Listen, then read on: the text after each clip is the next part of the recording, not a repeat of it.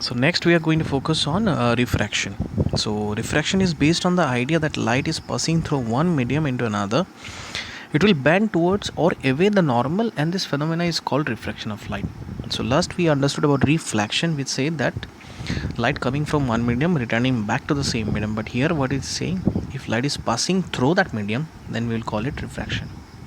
Now you can see what refraction is talking about. Suppose light comes from air, which is this case will be considered to be a vacuum, strikes a boundary at some angle of incidence measured from a normal line and goes into the water. So at that time what happens, it is just deviating its directions from actual directions of propagation. So the ratio of the two speeds can be compared. So we have compared the speed as speed of light in vacuum upon speed of light in a medium. So the denominator in this case will always be smaller and produce a unitless value greater or equal to 1. This value is called the new medium, called index of refractions.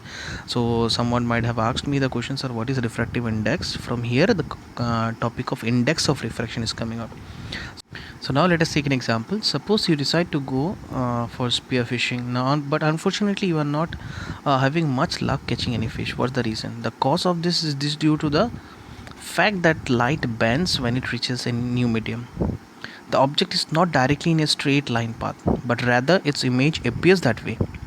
The actual object is on the either side of the image you are viewing.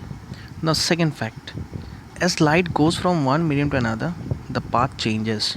That's the most important point we have learned, and that's the reason we could not catch the fish where it was appearing to be.